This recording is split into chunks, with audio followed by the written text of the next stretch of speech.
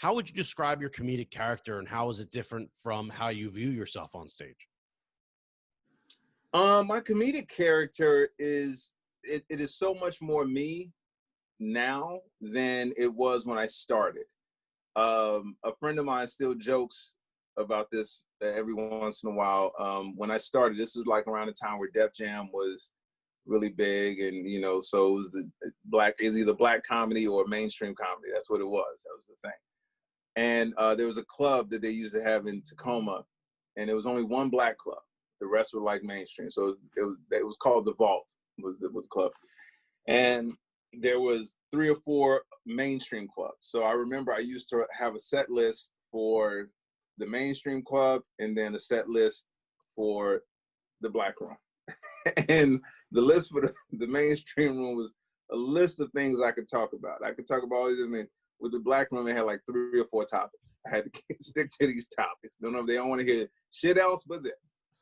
And I remember this is, you know, and some people still do it. I won't clown them for doing it, but you know, the whole dancing thing, you know, like a lot of black comics would come out and they would dance, you know, to the music before they did their show. And I remember I did that one night at a club, and my friend walked in right as I was doing it. And I was in mid dance, and I could see him off to the side just rolling. And to this day, every once in a while, he throws that at me. He's like, man, remember that time you went out there trying to do that thing? So for me, I have to be as much to me as possible. And Ralph Porter actually gave me this advice. I can remember this specifically. Because wasn't sure about whether I was going to continue in this, because I didn't know where I fit, because I didn't really do a lot of the black people do this, white people do that comedy. I didn't really do that. And he said, man, you have to do what's funny to you, because that's what's going to make people laugh, is what's funny to you, because you're going to deliver it in a way that nobody else can deliver. And so I started writing more jokes that were funny to me. And my delivery became that of how I talk to people in general, which is very I'm a conversationalist, and I use my hands a lot when I talk. So when I would do these jokes, I would do it as close to me. Like, I've tried it with the high energy. That's not me. Once I brought it to where my actual energy is, everything just opened up. When I started talking about real stuff, when I started talking about being a dad, when I started talking about relationships, in my perspective, all these things that just opened up. And so for me, I want people to feel like we're just hanging out, as opposed to it being a show. Because when they feel like it's a show, it's kind of like this thing of, you know, my manager says this to me. She says my persona is of, let me get this straight, as a person that is really kind of trying to figure out, like, wait a minute, you mean like this? And so that's how I write, you know. So I remember writing. So one of the jokes I'm doing now, like, so let's say travel, and I know people have jokes about travel, but I take experiences that really happened to me, and then I have to figure out how to put it into a real comedic sense. So let's, like, we were flying one time, and I got boarding group 9. We got boarding group like 9, and I remember staring at the boarding pass. I'm like, is this 9? Do the boarding groups even go this high? Are there seats still available at group 9? And, you know, so now that is the real thought. Like, that's the let me get this straight thought. So then I got to add the rest to it. So then the joke part of it comes in more when I say, you know what I found out at group 9? They don't even let you board the plane. The plane takes off. You have to chase the goddamn plane.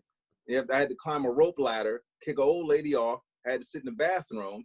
And my wife had to help serve drinks at group 9.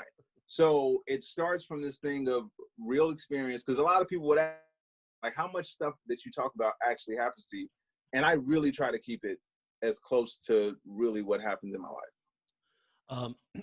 So you would say that part of your writing process is to point out the things that you think are hilarious, then dive into them by deconstructing them, and then exaggerating your persona while that's happening to engage people. And so I've seen you perform a ton of times, and something that I recognize is how smooth and comfortable you are on stage, but you're so engaging at the same time, and it relaxes the audience but draws them in at the same time. So I really feel like when you talk about your kids and everything, it's like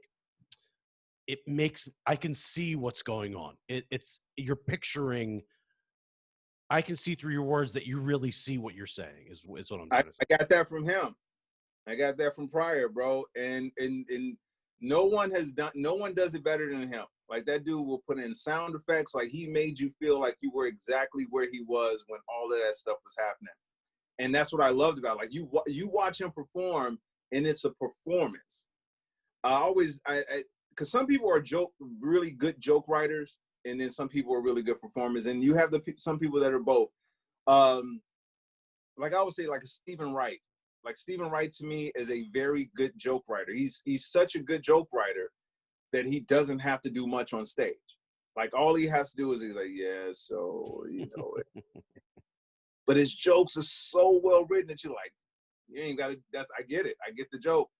And Pryor is a mix of that, where the jokes are there, but he, like, when he tells you about Mudbone, like, you envision Mudbone, like, you envision you envision him shooting his car, you envision all of this.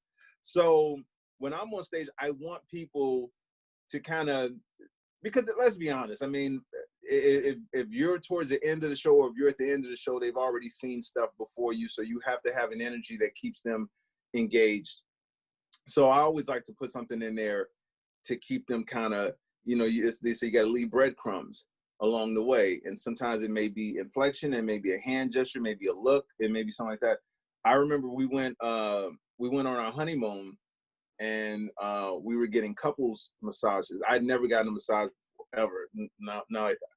So my wife is on one table, I'm on another table, and I kid you not, bro, as they're doing this, in my head, I'm playing this out. I'm like, okay, I can talk about this. All right, I got this. Yep, I can do this joke from here. Cool. And I remember laying on the table, and every few minutes, because I don't want to forget the points. I don't want to forget the punchlines. So I'm laying there, and I'm like, okay, you're supposed to be relaxing, Ty. You're really supposed to be relaxing. But I'm like, nah, I can't pass this up. I gotta. So I was this close to asking my masseuse to be like, hey, can you hand me my phone? I just really got to put these notes in. So I didn't do it. Luckily, I did not do it, but I remember what I had to remember. And then after the session was over with, first thing I said, I told my wife, I said, I got to get somewhere. I got to get these thoughts out. And she's like, wait a minute, you were writing jokes the whole time you were doing this? I'm like, no, I was there. Believe me, I was there, but like, I had to get this in. And that joke has ended up, it actually is, if it's not my closer now, it's close to my closer now. And the joke itself it started from one thought, and it's now like about a 4 or 5 minute joke.